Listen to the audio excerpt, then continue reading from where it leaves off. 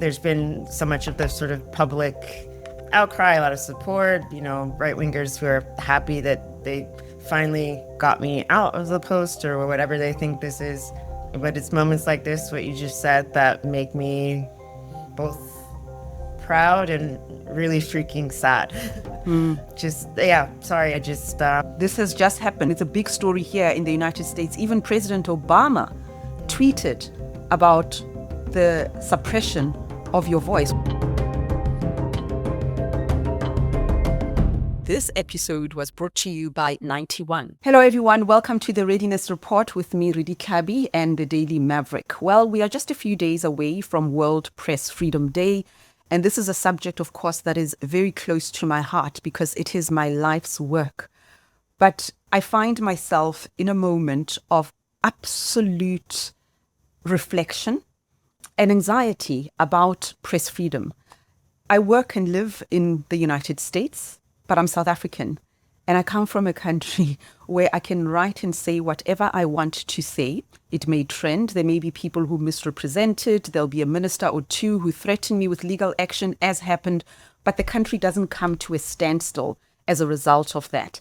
In the United States, right now, in real time, the suppression of dissent, the suppression of journalists, of commentators whose job it is to question authority, to question power. They're either being fired from their jobs, they are being smeared and tainted with some sort of disinformation, and there are real consequences to this. It dilutes the potency of the truth. It compromises your right to know as a citizen of your country or citizen of the world. But the smear campaigns are a huge part of the tools that are being used by powerful people to silence dissent, to silence writers, academics, journalists. Now, here's something else that I want you to keep in mind. It's not just about the attacks that individuals are experiencing, the cancellation of their columns or their TV or radio shows. There is something broader that I don't think we are talking about enough. It has to do with the information ecosystem. Here's my observation. The bad forces, the people who want to keep us polarized and divided, they understand the power of information, the power of the media, and they invest copious amounts of resources into acquiring and owning these spaces. But the good people somehow think that just telling the truth is enough.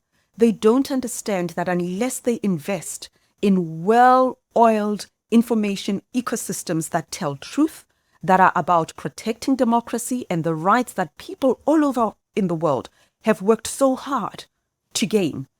I don't understand why you think the truth will just happen by itself without you engaging intentionally and strategically with your resources and your intentions into building these ecosystems. What am I talking about? Right now, the algorithms, media, and corporate control.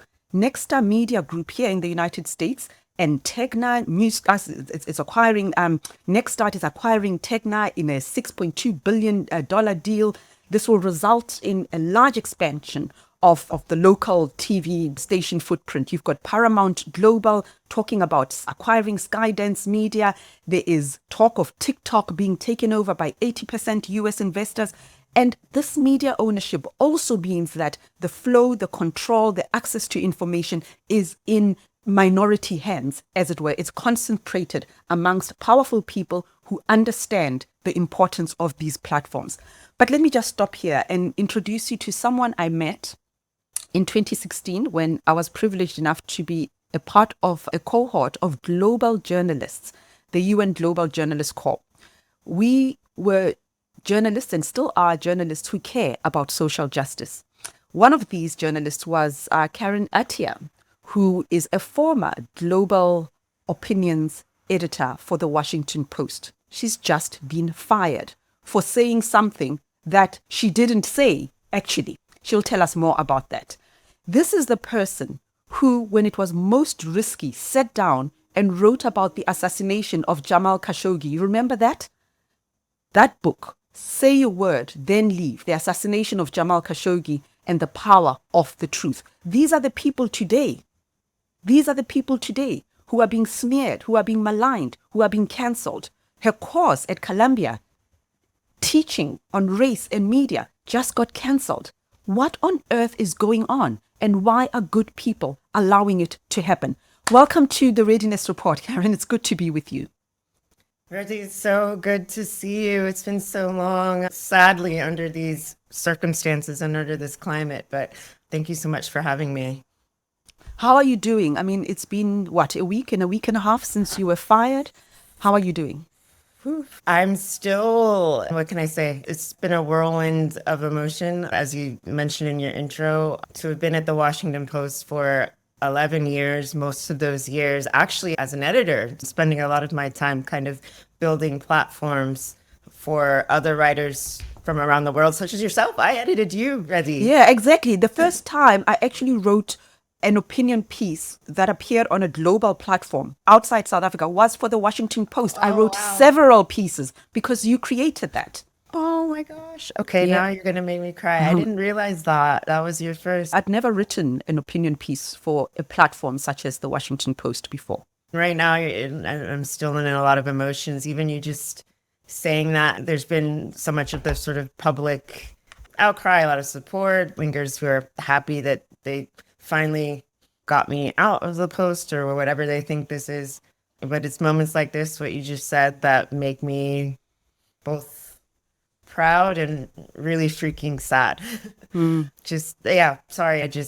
This has just happened. It's a big story here in the United States. Even President Obama tweeted about the suppression of your voice. What did he say? Do you remember? And how did you feel when you saw that? He said basically something to the effect of that, we have a First Amendment so that people can speak, and that media institutions should stand up vigorously against this encroachment, basically. I mean, low key, that was calling out my former employer and other outlets, obviously. But which is to see that actually, Redi, the last political piece I was allowed to write before all this happened was a piece criticizing Obama and America's. Here, so much has been happening. The Trump administration has been just blitzing all of us with testing our democracy and such. And so a lot of people were like, where's Obama? He needs to speak. He needs to come save us. He needs to do something. And I just was like, you guys need to chill. No politician, especially Obama, is going to come save you. And I pointed to his very less than stellar immigration record. And I did get blowback for that, but his people reached out. The title of the piece is called Obama is Not Your Emotional Support President. I saw that one. And they were like, haha, that's funny. And then they liked the title. And then they laid out, okay, here's the issue we take with the piece, sort of point by point. And I said, I disagree with that. Here's what I think. And we parted ways and everything was okay. I didn't lose my job. I didn't no sort of campaign or anything like that. It was the definition of actually being civil, right? And for that to be my last piece, political piece, and then for Obama to come say and defend my right to be able to do that was pretty stunning to me. Yeah. In fact, I just want to read Mr. Obama's tweet here. He said, "This is precisely the kind of government coercion that the First Amendment was designed to prevent. And media companies need to start standing up rather than capitulating to it." And there's a picture of you and you are there in conversation with someone. So basically, even Obama has been tweeting about you. But I think what is important is to just go back to why you got fired in the first place, because even that is a story. That is a layer of this. You've literally been fired for doing something that you didn't do, saying something that you didn't say, and it's around Charlie Kirk. I have my own experience, but I'm interested in yours. What actually happened? What did you say? So, in response to keep in mind, September 10th, there was the Charlie Kirk shooting it went viral because it was captured on camera, social media. The actual shooting is gruesome. It was shocking. And then we had another shooting of school children in Colorado. So that happened at almost the exact same time, right? weeks before, there was the CDC in Atlanta had been shot up, the building itself, a police officer dying. So in my mind, we are in this sort of political violence, mass shootings, just violence in the air. So my response on Blue Sky, frankly, was very sort of general. Even though the Charlie Kirk shooting had happened, I know enough as a journalist and have covered enough breaking, shocking stories to know enough to stay away from details, from speculation, from getting ahead of the facts of what we don't know. So all I did was post about how America shouldn't have a political violence problem. Political violence doesn't belong here, but it's here. And having this sort of empty rhetoric of thoughts and prayers and this is not who we are and political violence doesn't have a place. In my mind, I was like, enough with the empty rhetoric. We do nothing on guns. And particularly, and here's where the kicker, here's where I allegedly tripped her wire. And I was like, and we coddle, normalize, shrug off when white men perpetrate these types of violence, whether it's right-wing extremist violence or the mass shooters. We shrug it off. We say thoughts and prayers to gun control. And we say, oh gosh, that was an all-American man. What happened? And all that. So that is a general pattern, not just of the perpetrators of this particular type of violence, but also America's response, the media's response, how we bend over backwards to humanize white men who commit and who espouse violence. So I was very specific. Those posts are still up because I have nothing to hide. I very specifically said white men who commit or espouse, spread violence and hatred. And it's not the first time you've said this or you've written this, and it is also borne out by data. I just see that the authorities here have just removed the report that specifically mentions who is most responsible for the domestic terrorism that we see in the United States. And I also think as human beings, it's not an upmanship. I'm not relieved that it's a white man who shot Charlie Kirk or who shot kids at school. I'm not relieved. I don't feel particularly embarrassed that it is a black man who stabbed to death a Ukrainian refugee. It's not an identity politics matter. For me, it is about a scourge that is in this society that people don't want to admit. Sometimes it is driven by sheer criminality. Sometimes there are mental problems involved, but there is also racism involved. There's also gender inequality involved. Why can't we engage with those subjects as you have been over many years? It now has a different meaning that is now a dismissible offense. Yeah, the official termination letter accused those posts. Oh, and the second part of this is, again, as a journalist and knowing who Charlie Kirk was and how, to put it mildly, being very controversial, if I was to put it spicy, I would say someone who peddled in a lot of anti-Blackness, bigotry, all of that, right? So exercising my restraint, I said to people who felt I was talking too much about other sort of political violence, I actually was speaking about how America shrugged after Minnesota lawmakers were assassinated. We shrugged and moved on. That was 2 months ago. Just Democrats. 3 months ago, Melissa Hortman, who was shot, shot and killed. Her husband shot and killed. And their Her dog shot and killed. It was just shocking. And America, that moved out of the headlines in a few weeks. So this is a pattern of this. And the shooter in that case was a white man. So in my commentary and my posts, I said, part of what keeps America violent, and I was referring to the Hortman assassination, part of what keeps America so violent is its rush to coddle, absolve, and perform empty care and goodness for white men who commit and espouse violence. Yeah. And I just think that it's just, yeah. And just in the interest of openness, it's also absolute rubbish that when someone who's a historic figure, who is right at the vanguard of popular culture, who's a newsmaker, when they die, it is the right thing to do to critique their legacy.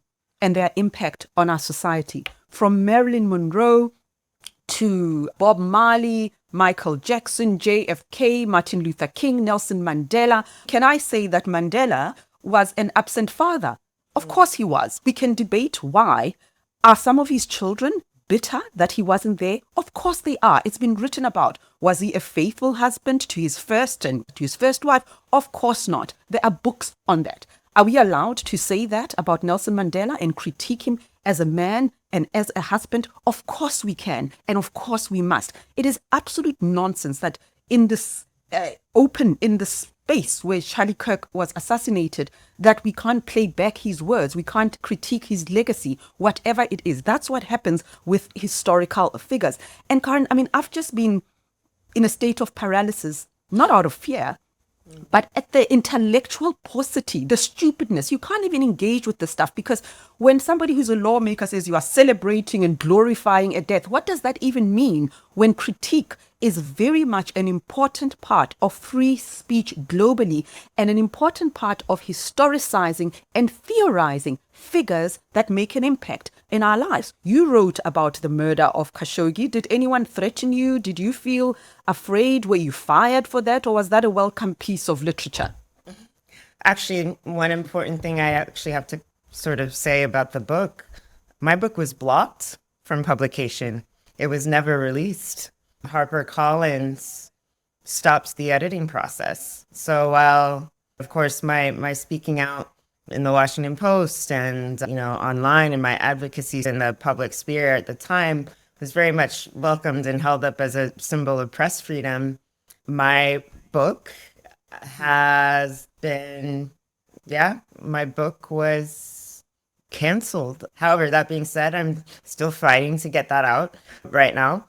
But it just goes to show, at least for me personally, obviously, having been 3 times canceled isn't even the word to describe it. It's censored for the work that I do, simply for standing up for the right of people to express themselves. But I think the people understand, humans understand. And back to your point about Charlie Kirk and this sort of forced performative, and what I said is, like, I'm not going to engage in over the top performative mourning. His murder was wrong. When you say, like, this is nonsensical, it's nonsensical in the sense that this is not about, oh, don't speak ill of the dead. The dead are gone. They're not hearing us. It's about the emotions of the people who feel they identify with something in that person. And or they already want to believe that the quote unquote other side is callous, inhuman, unhuman. So it has nothing to do with logic and everything to do with this sort of psychosocial emotion. Particularly Charlie Kirk is someone who is raised up for a lot of people, not just as this free speech debater, crusader, but as a Christian figure. He's been turned into a religious martyr. Yeah, even the what do you call those people who vote for the Pope? I'm Catholic and I've forgotten. What a horrible, I'm not going to be let back into the church. But yeah, I'll remember him. Cardinal Doe. I think he also went on about how Charlie Kirk is like a modern day St. Paul. But anyway, it's not our jobs to deify historical figures, even as we acknowledge the horror of political violence and the impact on those who are left behind. But Karen, I also know that your class at Columbia University, it was on race and media, that was also cancelled.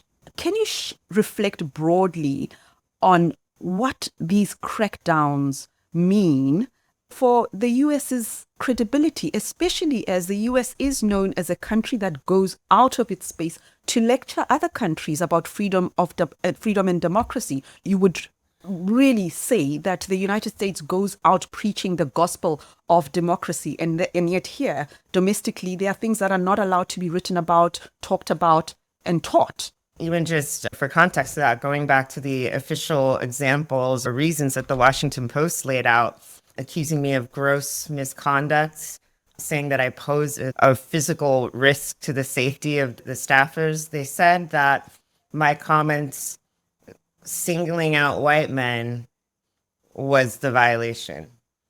Again, I never said all white men. I never even said some white men.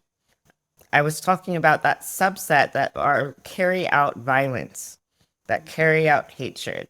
I never said all white men are hatreds, right? Or are espousing hatred or violence. So that and the thread between that and I was a race, like my beat as a columnist was on race and gender and human rights. Yes. How am I supposed to do my job? Not just me, but any journalist who writes about systemic patterns, who writes about violence, who even just writes about culture in general. How will we be able to do our jobs if we can't write about a certain group of people, if we can't write about white men? So to take that from Columbia, or what happened with Columbia in my course on race and media, it's like this definite kind of attempt to control the conversation around race and society. That's how it feels. I decided to teach the course anyway after Columbia canceled it. And there's so much demand, we had to be sold out in 48 hours because people want to understand. I think part of the reason why we're in this crisis that we're in is that there's been so much misinformation and a lack of history, which is what they're actively trying to suppress, a lack of history, particularly in this country, around sort of race relations and the media's role in that. And I think it's sad that my case is now literally becoming a case study in the role of the media in trying to use force, in my case, to try to control. No, I don't know why this is but that's the effect, to try to control the discourse around race, and particularly around not even just white men, to protect violent white men, because that's what I was talking about. If I'm not allowed to name white men and violence, that has profound implications, not just for me as a journalist and others as a journalist, but for that field of study. Change is daunting, challenging, disorientating, unstoppable. Change is inevitable. Change is wise. Change is action. It's liberating, rewarding. Change is brave. Change is opportunity. We're always ready to invest in it. 91. Investing for a world of change. I just want to get into something else. So I also had my own bit of interaction with the aftermath of the Charlie Kirk murder, where I had just retweeted stuff that he'd said. And somebody specifically asked me, where's your sympathy? Where's your empathy? And I said, it is there. It is there for his wife and children. But it isn't for him because he didn't believe in empathy. He didn't. It was a political matter for him. He said it was for the woke and so on.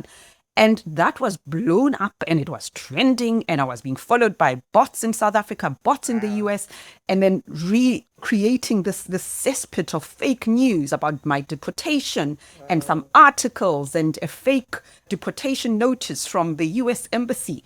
And I'm getting somewhere with this, that, the truth, this noise attempts to make the truth indistinguishable from the lies. People, even smart people, could not make sense of it, and they bought into this whole deportation matter and so on. But I can deal with the noise on social media. I don't have energy for it. But here's where my concern comes. It's when mainstream media, the kind of respected platforms, are now following the nonsense that they find on social media. I had so many calls from South African media editors, producers, wanting me to come on their platforms to talk about my deportation. I said, where did you hear this? On social media. So you are following social media diaries. Who's the source of your information? That is my concern as a journalist, that today's speech isn't just policed by governments. It is shaped by algorithms. Social media decides what gets amplified, buried, or demonetized. Fine. But when mainstream media decides that the algorithm is now going to be the new editors-in-chief of public life, and that the news diary is now going to be set by what happens on social media, especially when it is a lie. I wonder what your thoughts are on that. Wow, yeah. That is a profound way to think about. It's not even to think about it, that's the truth. It's just the reality. I'm so sorry this happened to you, that it's a global dragnet, this Charlie Kirk situation. Not even situation, the way that it's being weaponized against anyone, that they're using it as a search and destroy tool. I agree with you. It feels like a profoundly different game in terms of the intersection of journalism and social media.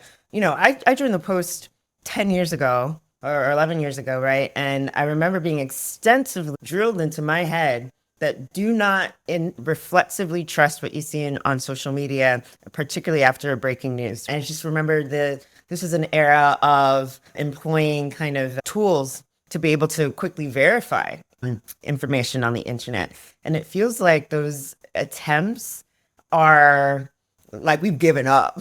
It's almost, there's a like waving of the white flag, like there's the fire hose of misinformation is just too much. We as journalists are just, okay, we're just going to go by vibes instead of verification. Vibes. Yeah, it's just, even in my case, Redi, there was a tweet that went out that the way that it was cropped, and this wasn't even by people on the others, this is by folks on my team, on my side team, whatever you want to call it, by the Black Journalists Association here, love them to death.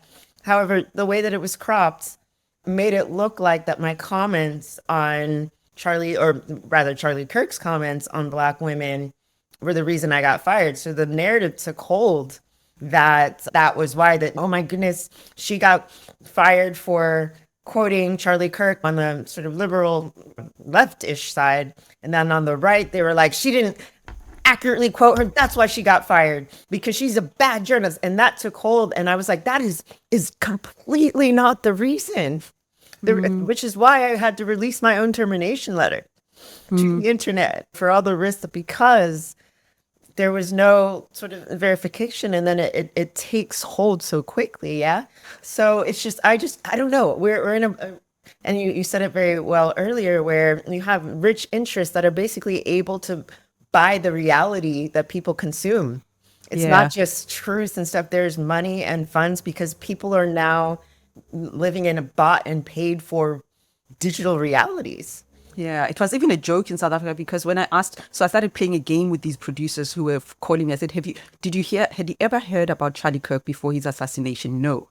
Have your listeners ever said anything about him? Have you read anything about him in South African society? No. So why do you think you need to subject your audience to a whole conversation about someone that they'd never heard of? Don't tell me about the right-wing lunatic, the fringe lunatic, small minority who have been emboldened in South Africa by Trump's victory. But the larger society in South Africa, nobody had heard of Charlie Kirk. Nobody had spoken about him. But here you are trying to flood the space with this information. Before we wrap up, I do want to talk broadly about what we are seeing as well, Karen, the major acquisitions that could reshape the media ecosystem, from Oracle circling TikTok to Tegna being eyed for consolidation. What do these corporate moves mean for who controls information, and what options are there for people like yourself or me? Should we just accept that we are eventually going to be pushed out of the mainstream, and there's space for alternative platforms? And what does that look like? Obviously, the situation with Jimmy Kimmel is really raising, I think, the consciousness, I would say, of now ordinary Americans when it comes to who owns what they are watching, what they are consuming. ABC said they would bring back Jimmy Kimmel. And then we got just hold on a second. But Sinclair, right, is saying, not exactly, right? And so these like major groups that own so many of these networks that are aligning with certain sort of political inclinations. I think a lot of Americans are waking up and they're realizing, oh my goodness, we are actually not free. You talked about it earlier, talking about freedom of the press, and a diversity of owners and of sources and things like that. And I think people are realizing, oh my goodness, what I consume is owned by literally a handful of, mostly all like billionaires, of course, but mostly all white men who are aligning on kind of the right in a lot of ways. And so it's like, it's getting to a point where people are wondering, what is the difference between our private corporate mainstream media and state-run media, particularly when the FCC gets involved? And for me, this was where fire alarm warning signal. Again, I've worked on freedom of the press reports in quote unquote other countries, and this is one of the prime ways that countries that colonial powers used to control the press was getting regulatory bodies involved and threatening to use the force of the government to censor and control speech. So it's not just that they go after the individual who says the thing that they don't like, they will destroy the entire institution around you, right? This isn't cancel culture. I've been saying this is annihilation culture. Yeah. And so I guess for people like you and me, I mean, we've been able to cultivate platforms of followers, on our own, but it is very hard, I'm sure you've seen as an independent journalist, to replace the resources that it takes to do things like investigative journalism, Yes. the time, the money, the security, the legal support that you need to work on stories that are the public interest, but that are potentially dangerous or risky. That what's happening now really hurts that. I would say local news as well. The gobbling up of papers by venture capitalist funds and basically gutting local news. Most people read the news just to find out what's happening in their backyard, right? They want to know what's going on in their school districts. And that hasn't changed. And so we're having an increasing amount of news deserts in this country. I mean, I do think, again, as independent voices, there's just perhaps a certain liberation that comes with the fact that you're outside of this sort of censorship and control at a very basic level. I don't discount that. But from a systemic level, unless, as you said before, there are significant resources to create the sort of media machines that the right has created, they've got Fox on their side. They've got the government on their side. They've got social media on their side. And sometimes, again, I'm actually a registered independent, so I actually am very not, but I would say for liberals and for the left, what do y'all have? Yeah. You've got your principles and you've got your purity. That will not save you. They've got power. Get in there and do something. Karen, it was so lovely talking to you. Thank you for your courage and your voice. Stay strong. These are hard conversations, but essential ones. And we'll keep watching how speech, politics, and technology collide in shaping not just America's future, but all our futures. Thank you so much, my darling. Thank you. And I would just say one thing. If people want to support me, at least they can subscribe to my Substack. It's called The Golden Hour on Substack. And for any of those out there who would like to take my courses on race, media, and international affairs, I'll start teaching October 6th. The deadline to finish enrolling is this Friday, so you can check out more on resistancesummerschool.com. So I'd love to, I'm in my rogue radical professor era, Redi. Yeah, no, please go for it. I'll join you there on one day. I would love to have you as a guest speaker. I'd love that. I'd love that. Okay. Let's do it. All right. Thank you. Thank you, my darling. Thank you so much for talking to us. Stay strong. Thank you. That's the Readiness Report, folks. Karen Attiah is big here in America, so you're very lucky to have had her come on this platform just to talk to us. We are so grateful. Stay steady, stay engaged. That's the Readiness Report this week.